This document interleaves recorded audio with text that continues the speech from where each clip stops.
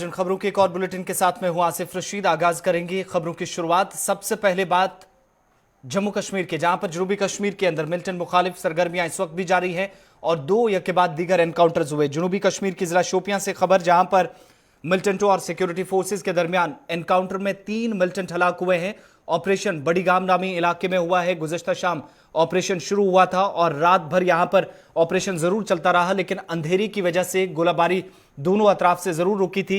इस दौरान security forces ने पूरे इलाके को मुहासरे में लेकर सुबह जब दोबारा यहां पर एक बार फिर रोशनी हुई तो दोबारा फायरिंग शुरू हुई। जवाबी कार्रवाई फौज की तरफ से की गई, पुलिस ने की। 3 मिलिटेंट जो मकामी बताए जाते हैं मारे जाने की तस्दीक जम्मू कश्मीर पुलिस ने भी कर दी है, जिनका ताल्लुक लश्कर नामी मिलिटेंट तंजीम से बताया जाता है। इतलात के मुताबिक गुज़श्ता शाम फोर्सेज ने जहां पर बड़ी गांव के अंदर फोर्सेज मुहासरे में लेकर तलाशी कार्रवाई शुरू की थी इस इलाके में, जिस दौरान यहां मौजूद मिलिटेंटों और फोर्सेज एहलकारों का आमना सामना हुआ। तरफेन ने एक दूसरे पर गोलियां चलाई और दौरान शब कुछ वक्त के लिए गोलियों का सिलसिला जरूर थमा। आज सुबह दोबारा यहां पर जब फायरिंग शुरू हुई तो 3 मिलिटेंट हलाक हुए हैं, जिनसे फोर्सेज ने असला भी बरामद किया है। और यह तस्वीरें उस मकाम की जहां पर एनकाउंटर चला। तकरीबन 7 से 8 घंटों तक ऑपरेशन चला, लेकिन दौरान शब यहां पर फौज को मजबूरन एहतियात के तौर पर भी यहां पर गोलाबारी रोकना पड़ी, फायरिंग रोकी, क्योंकि अंधेरा था और ऐसे में किसी तरह का कोलैटरल डैमेज ना हो, आम शहरी को किसी तरह का नुकसान ना पहुंचे। और खुद भी फोर्सेज काफी यहां पर खतरा मोल लेकर ऑपरेशन चला रही थी और ऐसे मकाम पर दौरान शब जब ऑपरेशन शुरू हुआ, फायर भी ओपन हुआ, जवाबी कार्रवाई कुछ वक्त के लिए की गई, लेकिन उसके बाद इस ऑपरेशन को जारी जरूर रखा गया, मगर फायरिंग नहीं हुई। और सुबह सुबह जब दोबारा फायरिंग हुई तो इस इलाके के अंदर एनकाउंटर में अब तक 3 मिलिटेंट हलाक हुए हैं। बताया जाता है कि जैश नामी तंजीम से इनका ताल्लुक है। मकामी तीनों लोग बताए जाते हैं जिनकी हलाकत अब तक हुई है। शोपिया में आज सुबह यह ऑपरेशन खत्म हुआ, जो देर रात बड़ी गाम नामी गांव शोपिया के अंदर शुरू हुआ था।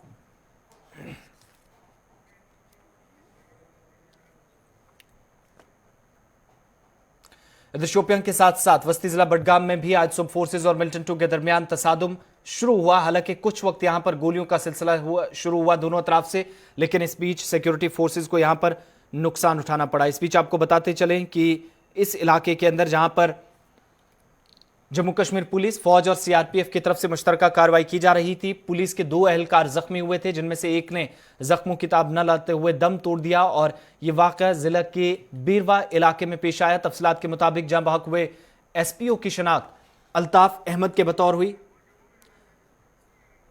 जबकि जख्मी एहलकार का नाम मंजूर अहमद बताया जाता। फोर्सेज और मिलिटेंटों के माबेन गोलाबारी का सिलसिला उस वक्त शुरू हुआ जब फोर्सेज ने ऑपरेशन के दौरान यहां पर तरफेन का आमना सामना हुआ था और इस मौके पर मिलिटेंटों के मौजूद होने की इतला के बाद, मुसद्दिका इतलात जो मिली थी, इसके बाद ऑपरेशन शुरू किया और बडगाम के अंदर भी सर्च ऑपरेशन देखते ही देखते एनकाउंटर में तब्दील हुआ है। अब तक यहां पर मिलिटेंटों की तरफ से फायर ओपन किया गया। हालांकि जराए ये भी बता रहे हैं कि इलाके से मिलिटेंट फरार होने में कामयाब रहे, लेकिन अभी तक इसकी तस्दीक, हतमी तस्दीक जो है पुलिस की तरफ से किया जाना बाकी है। मिलिटेंटों और फोर्सेज के दरमियान झड़प हुई थी और इस झड़प में अभी तक जो खबरें सामने आ रही हैं कि एक पुलिस एहलकार जो जाँ बहक हुए आज सुबह सुबह और उनके एक साथी को भी गोली लगी, जो जख्मी हुए इस ऑपरेशन का हिस्सा थे, फ्रंट लाइन पर थे और उस मकान में जहां पर मिलिटेंट मौजूद थे वहां पर ऑपरेशन जब शुरू किया गया तो अंधाधुंध फायरिंग सामने से की गई और उसके बाद मिलिटेंटों ने यहां से फरार होने की कोशिश की। हालांकि मजीद एक और इलाके को यहां पर सर्च ऑपरेशन उस इलाके में भी छेड़ दिया गया है, जो अभी तक रिपोर्ट सामने आई हैं, इतलात जो मौसूल हो रही हैं। आपको बताते चलें कि इस इलाके के अंदर जहां पर मिलिटेंटों के मौजूदगी की इतलात सिक्योरिटी फोर्सेस को मिली थी, जिसके बाद इसको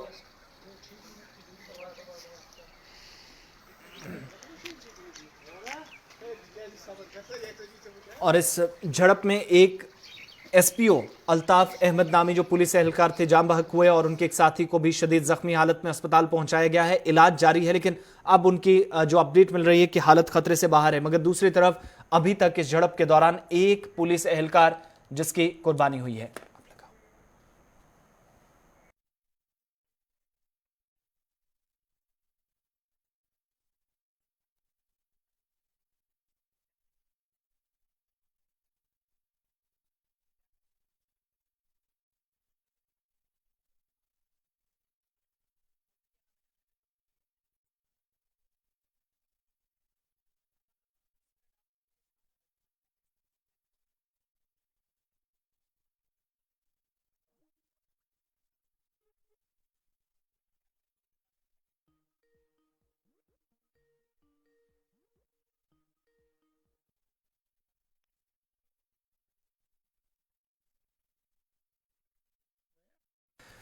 चलिए, बडगाम के अंदर भी जहां पर इब्तदाई रिपोर्ट्स के मुताबिक फायरिंग हुई और एक पुलिस एहलकार जहां बहक हुए, दूसरे जख्मी। मजीद तफसीलात के लिए अपने नुमाइंदे के पास चलते हैं। अशरफ, अभी क्या कुछ सूरत हाल है? क्या ऑपरेशन अब भी जारी है? जी आसिफ, आपको बता दें करीबन रात के 12 बजे जो है सिक्योरिटी फोर्स को एक इत्तला मिली थी कि बीरवा के पैटजनगम इलाके में है जो मिलिटेंट्स की मौजूदगी है।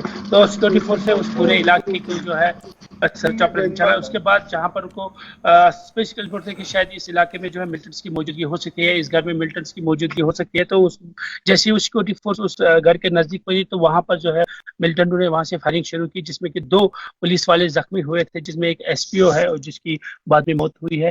फिलहाल हम ये कह सकते हैं कि उस पैटजनगम इलाके से जो मिलिटेंट जो है भागने में कामयाब हुए हैं। अभी जो है सिक्योरिटी फोर्सेस साथ ही एक गांव है दासन मोचू गांव है, वहां उस पर अभी सर्च ऑपरेशन चलाया जा रहा है। फिलहाल हम ये कह सकते हैं जिस गांव में ये इनकाउंटर हुआ था वहां से मिलिटेंट भागने में फरार हो चुके हैं। जी अशरफ, एक चीज और भी बताइएगा, दूसरे इलाके के अंदर भी ऑपरेशन शुरू किया गया है, लेकिन जिस मकान से पहला फायर ओपन हुआ है, एक पुलिस एहलकार की भी जान गई है, दूसरा जख्मी हुआ है, वहां क्या कोई इनपुट्स अभी भी हैं कि मिलिटेंट्स वहां मौजूद हैं, या जो हमारे जराये बता रहे हैं कि मिलिटेंट्स फरार होने में कामयाब रहे? इसकी तस्दीक की है फोर्सेज ने? जी, जिस घर में मिलिटेंट छुपे हुए थे जहां से फायरिंग हुई थी, मैं उस घर के पास भी गया। वहां जो है जो कॉर्डन सर्च ऑपरेशन चलाया गया था वो बंद किए गए। इसका मतलब ये लगाया जा सकता है वहां जो मिलिटेंट थे वो भागने। बहुत बहुत शुक्रिया तफसीलात फराहम करने के लिए। मोहम्मद अशरफ हमारे साथ बडगाम से थे, और बडगाम से अब जरा आपको श्रीनगर भी लिए चलते हैं, पुलिस हेडक्वार्टर श्रीनगर में, जहां पर पुलिस एहलकार अल्ताफ अहमद को फौजी एजाज के साथ एक तकरीब में आपसे थोड़ी देर पहले खराज अकीदत पेश किया गया। आईजीपी कश्मीर व सीआरपीएफ के आला अफसरान भी इस तकरीब का हिस्सा बने, जिन्होंने गुलबारी कर यहां पर जाबहक जवान को खराज अकीदत पेश किया, जिसके बाद जसद खाकी को लवाहिकीन के हवाले कर दिया गया है। यह तस्वीर उस मकाम की पुलिस हेडक्वार्टर श्रीनगर के अंदर अब से थोड़ी देर पहले एक तकरीब हुई, और मुख्तसर तकरीब के दौरान जां बहक अफराद को उसकी कुर्बानी को याद करते हुए फौजी एजाज के साथ यहां पर गार्ड ऑफ ऑनर भी पेश किया गया। आईजीपी कश्मीर और इनके साथ साथ पुलिस और सीआरपीएफ के दीगर आला अफसरान, जिला तरक्याती कमिश्नर बडगाम और बाकी तमाम लोग जो इस तकरीब का हिस्सा बने, अब से थोड़ी देर पहले उन्हें खराज तहसीन पेश किया गया।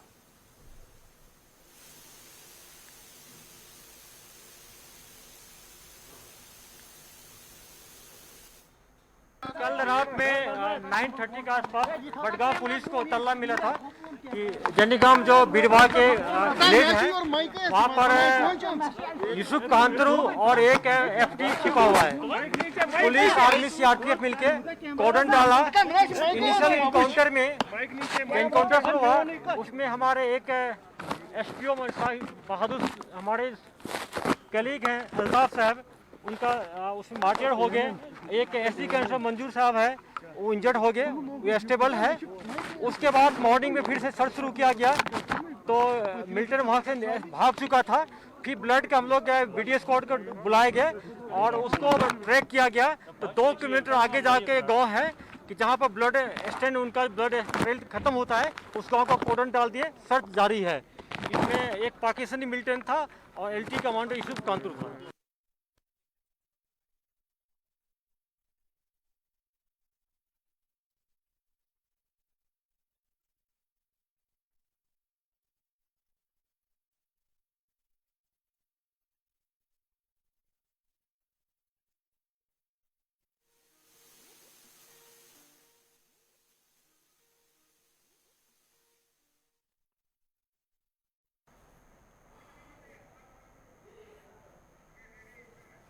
चलिए, अब आपको लाइन ऑफ एक्चुअल कंट्रोल की सूरत हाल से भी आगाह करें, जहां पर तातुल को कम करने की कोशिशें मुसलसल जारी हैं। 10 फरवरी से फौजी इनखला का अमल शुरू हुआ था, और इस वक्त एक और बड़ी खबर आ रही है, जहां पर अगले दौर की एक और एलएसी के मामले पर बड़ी खबर जो आ रही है कि एक और दौर की बातचीत फौजी सतह की होने जा रही है भारत और चीनी अफवाज के दरमियान। कल 10 बजे 10वें दौर की मीटिंग होगी। 9 दौर की मीटिंग का नतीजा फौजी इनखला इस वक्त जो जारी है वो है, लेकिन मोल्डो में चुशुल के मकाम पर जहां पर मीटिंग का इनेकाद कल सुबह 10 बजे होने जा रहा है। मजीद तफसीलात के लिए रहमत कलीम हमारे साथ इस वक्त हैं। रहमत, क्या कुछ मजीद तफसीलात हैं? रहमत के पास चलेंगे। दीगर मुतराजा मकामात भी हैं जहां पर लाइन ऑफ एक्चुअल कंट्रोल से बड़ी खबर आ रही है कि एक और दौर की बातचीत भारत और चीन के दरमियान होने जा रही है। यानी फौजी सतह की जो मीटिंग थी 9 दौर की हुई थी, और उसके बाद एक बड़ा फैसला यह लिया गया था कि दोनों के दरमियान जो मुआहिदा तय पाया था उसके तहत यहां से फौजी इनखला शुरू हुआ था, लेकिन कल की मीटिंग के मुतालिक क्या कुछ खास जानकारी है? रहमत, अपडेट कीजिएगा।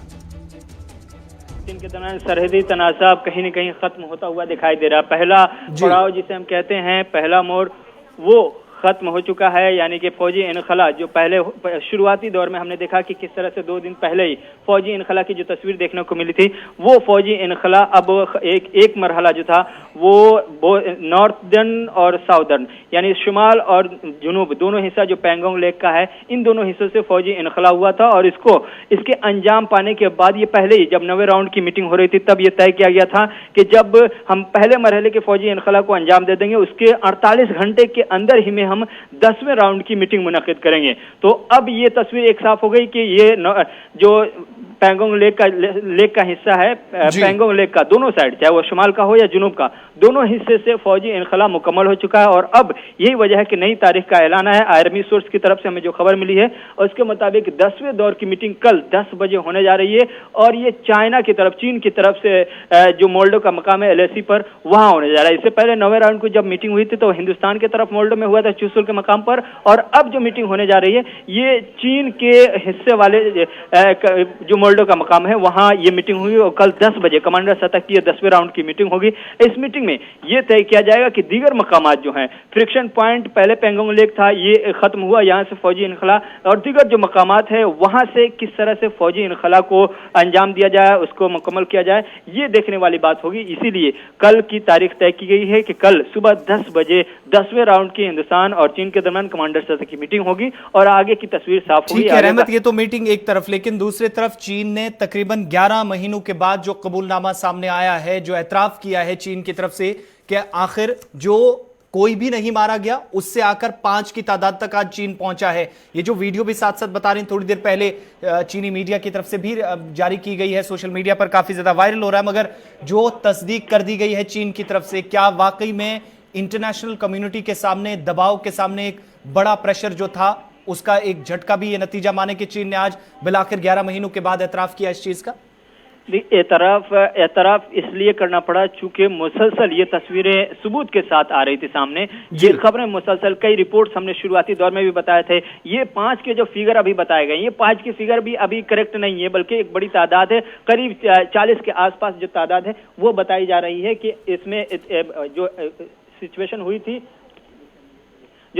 हुई थी उसमें 5 नहीं बल्कि 20 से 30 के बीच में चीन के आर्मी हलाक हुई थी। और अब जो 5 का कबूलनामा, ये इब्तदाई तौर पे आप इसे मान सकते हैं, क्योंकि शुरुआती दौर में आपको याद होगा कि हम लोग जब कवर कर रहे थे तो बार बार ये जानने की कोशिश कर रहे थे आखिर चीन का टेक इस पर क्या है, चीन का रिएक्शन क्या है। तो चीन शुरुआती दौर से ये कहता रहा कि हमारा इसमें कुछ भी नुकसान नहीं हुआ, एक भी जान हमारी नहीं गई, हमारे जवानों की। लेकिन अब करीब 10 महीने मुकम्मल हो रहे हैं तब जाकर के ये कबूल करना कि 5 जवानों की जान गई, ये अपने आप में बताता है कि या तो पहले गलत थे या फिर अब गलत है। तो गलती कहीं ना कहीं चीन कर रहा है, सच्ची तस्वीर अभी भी चीन नहीं बता रहा है कि क्या कुछ सूरज हकीकी तस्वीर क्या है। लेकिन जो रिपोर्ट्स आई है, चाहे वो अमेरिकन रिपोर्ट्स हो, ब्रिटेन की रिपोर्ट हो या इंडियन रिपोर्ट हो, ये तमाम रिपोर्ट बता रही है करीब 4 दर्जन के आसपास चीनी फौज को गलवान में जब झड़प हुई थी उसमें हलाक किया था हिंदुस्तान के बहादुर जवानों ने। लेकिन अब ये इब्तदाई रिपोर्ट है जहां पर चीन ने बाज़ाब्ता तौर पर कबूल किया है कि हमारे 5 जवान हलाक हुए हैं। धीरे धीरे ये तादाद बढ़ने के भी इम्कानात हैं।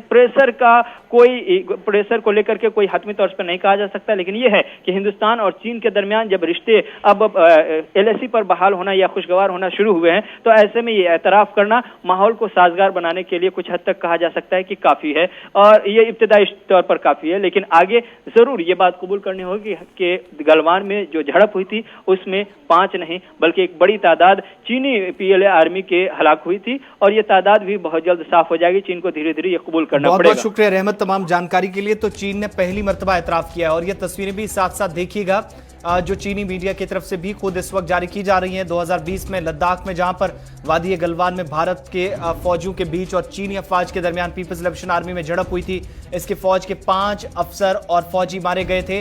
चीन के सरकारी अखबार ग्लोबल टाइम्स ने भी जो पीपल्स लिबरेशन आर्मी के हवाले से अपनी रिपोर्ट में मालूमात दी हैं उसको जारी किया है, और चीन ने अपनी फौज की जो हलाकशुदा अफसरान हैं, जवानों की तफसीलात भी दी है। इनमें PLA सिंगयांग मिलिट्री कमांडर के रेजिमेंटल कमांडर कीवी फेबाओ के साथ साथ चिन होगिंग, जियांगविंग, जाओ सिवान और वांग जेवरान शामिल है। ये वो 5 एहलकारों के नाम जिनमें एक सीनियर कमांडर भी हैं जिनकी हलाकत हुई है। 11 महीनों के बाद इसका एतराफ किया गया और फौज ने, जो चीन की अफवाज है, उसने गलवान झड़प में अपने फौजियों के मारे जाने का एतराफ उस वक्त किया जब लद्दाख की सरहद पर पेंगोंग झील के शुमाली और जुनूबी हिस्सों में भारत और चीन की अफवाज के पीछे हटने का अमल भी जारी है। फौजी इनखला जारी है और दोनों ममालिक के दरमियान इसका अमल का जो चौथा मरला है वो भी शुरू हो चुका है कल से। इस बीच यहां पर यह भी आपको याद दिलाते चलें कि मशरकी लद्दाख के गलवान वादी में गुज़श्ता साल 15 जून को 15 और 16 की दरमियानी शब को झड़प हुई थी।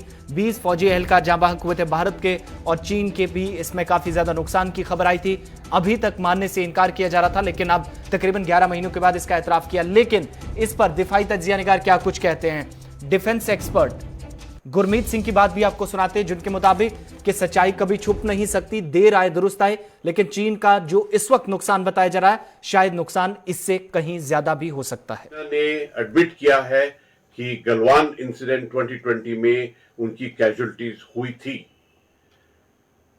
ग्लोबल टाइम्स ने सीएमसी की रिपोर्ट का जिक्र किया है और सीएमसी चाइना की मिलिट्री की सबसे बड़ी बॉडी है और उन्होंने बताया है कि उन्होंने अपने 5 सैनिकों को, जिसमें एक ऑफिसर जिसको कि हीरो रेजिमेंटल कमांडर जो पीएलए सिंजेंग मिलिट्री कमांड का हिस्सा था, और उन्होंने ये भी कहा है कि ये इंसिडेंट काराकोरम माउंटेन्स का है, गलवान का है, और ये उनकी सेक्रीफाइस और जो उन्होंने नेशनल सोवरेनिटी और टेरिटोरियल इंटीग्रिटी किया है और उस इंसिडेंट का जिक्र किया है।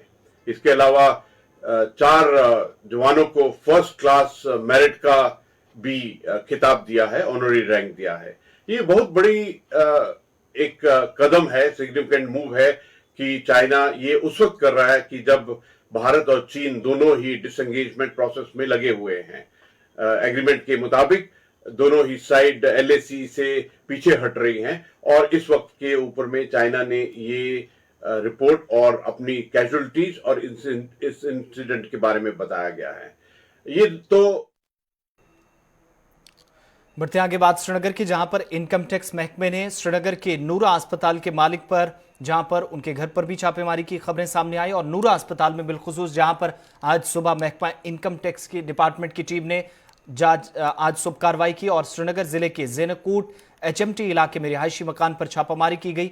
जराये के मुताबिक जहां पर इस वक्त भी इतलात जो मौसूल हो रही है, महकमा इनकम टैक्स के जो मुतअद्दिद अफराद ने ज़ेनकूट एचएमटी श्रीनगर के रिहायशी नूर मोहम्मद वागे के बेटे मोहम्मद इस्माइल वागे के घर पर जहां पर छापेमारी हुई है और श्रीनगर के अंदर जहां पर रेड पड़ी है और इस रेड का मकसद बताया जा रहा है कि इनकम टैक्स से जुड़े हुए कुछ मामलात हो सकते हैं। श्रीनगर के अंदर जो कार्रवाई आज अंजाम दी गई है और इस कार्रवाई के तहत इस वक्त एचएमटी ज़ेनकूट श्रीनगर के अंदर जहां खबर आ रही है कि इस कार्रवाई को मजीद आगे बढ़ाया जा रहा है और श्रीनगर की तस्वीरें भी आपको ये साथ साथ बताते हैं जहां पर इस कार्रवाई के दौरान सिक्योरिटी फोर्सेस का सहारा भी लिया गया है और अभी तक जो इतलात मौसूल हो रही है कि इनकम टैक्स डिपार्टमेंट की तरफ से रेड मारी गई यहां पर और ये वो अस्पताल भी है जिसकी आप तस्वीरें भी देख रहे हैं। साथ साथ अस्पताल के साथ वो हिस्सा भी आपको बताएंगे। रिहायशी मकान पर भी खबर आई जराये के हवाले से कि यहां पर भी कार्रवाई की गई इनकम टैक्स डिपार्टमेंट की तरफ से और सन्नाटा भी इस एरिया के अंदर पहले पसरा हुआ था, लेकिन यहां पर फौज की मदद से सीआरपीएफ की टीमें भी साथ थी इनकम टैक्स डिपार्टमेंट की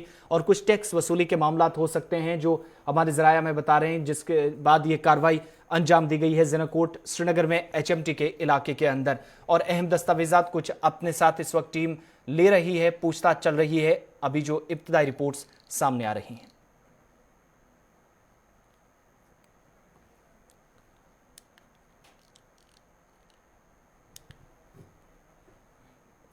इधर मरकजी वजारत खारजा ने कहा है कि गैर मुल्की सफारतकारों का दौरा जम्मू कश्मीर का मकसद हालिया बल्दियाती इंतखाबात के कामयाब इनेकाद के बाद निचली सतह पर मरकजी इलाके को तरक्की की राह पर गामजन करने की शुरू की जाने वाली कोशिशों का जायजा लेना था।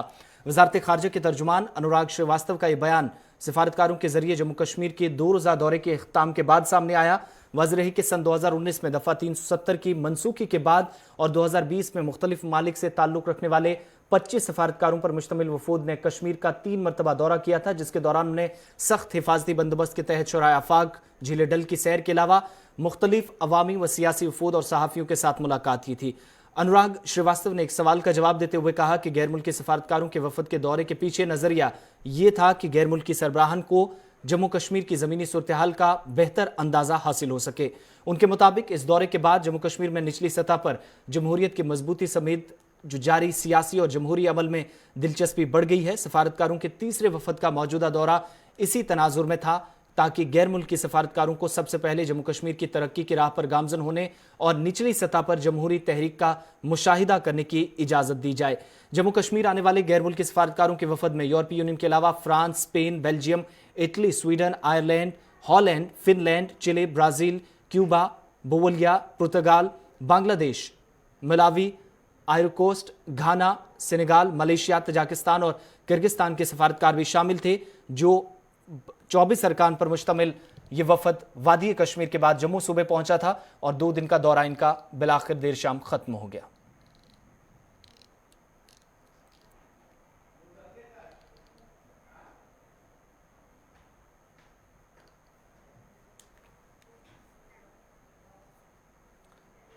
Chairperson retired justice Ranjana Prakash Desai पर मुश्तमिल साबिक ऑफिस मेंबर श्री सुशील चंद्र जहां पर इलेक्शन कमिश्नर जुड़े हैं और साबिक ऑफिस मेंबर और श्री के शर्मा के साथ साथ रियासती इलेक्शन कमिश्नर जम्मू कश्मीर ने जहां पर नई दिल्ली में जम्मू कश्मीर के मरकजी खित्ते से ताल्लुक रखने वाले एसोसिएट मेंबरान के साथ जम्मू कश्मीर के सिलसिले में हदबंदी के अमल के बारे में इनके मशवरे आरा हासिल करने के लिए एक इजलास मुनक्किद किया था। चेयरपर्सन जस्टिस देसाई ने एसोसिएट मेंबरान doctor Jitendra Singh, member parliament Shri Jugal Kishore Sharma जिनको इजलास में खुशामदीद कहा। वहीं हदबंदी कमीशन ने 5 फरवरी 2021 को डॉक्टर फारूक अब्दुल्ला, मोहम्मद अकबर लोन, हसनैन मसूदी, जुगल किशोर शर्मा, डॉक्टर जितेंद्र सिंह को तहरीर तौर आगाह किया था कि इजलास में अपनी शिरकत को यकीनी बनाएं, लेकिन इजलास में सिर्फ 2 मेंबरान शरीक हुए और नेशनल कॉन्फ्रेंस के 3 अरकान ने इजलास में शिरकत न करते हुए ये कहा कि जो फैसला जम्मू कश्मीर को तंजीम नो बिल जो जम्मू कश्मीर की तंसीक के बाद लाया गया है वो दरअसल गैर आईनी है, इसलिए वो इस मीटिंग का हिस्सा नहीं बनेंगे।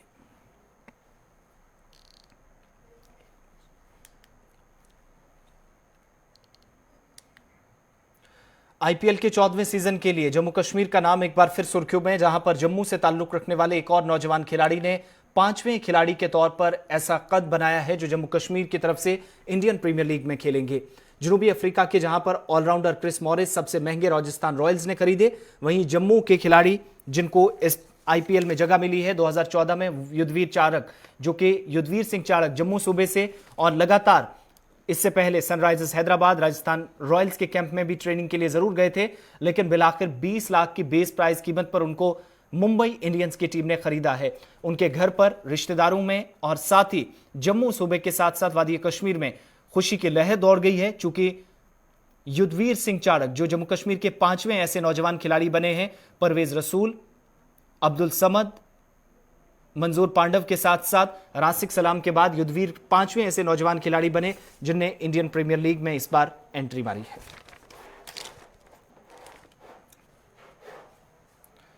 खबरों के इस बुलेटिन में बस इतना ही, इजाजत दीजिए, अल्लाह हाफिज।